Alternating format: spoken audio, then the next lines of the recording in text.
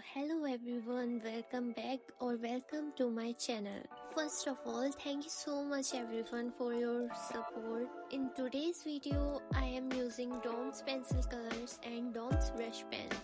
Let's see, is it worth buying or not? By the way, if you are enjoying this video, make sure to hit that like button. And if you are new here, then please subscribe for more videos.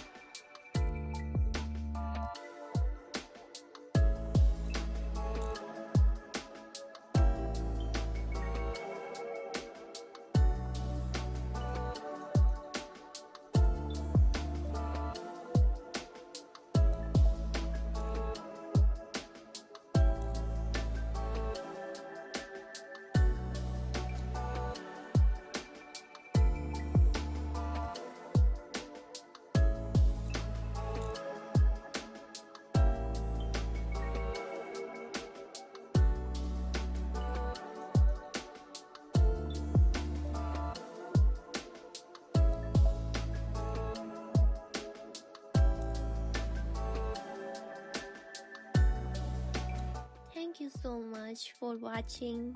Stay creative, stay positive, and I will see you in the next video.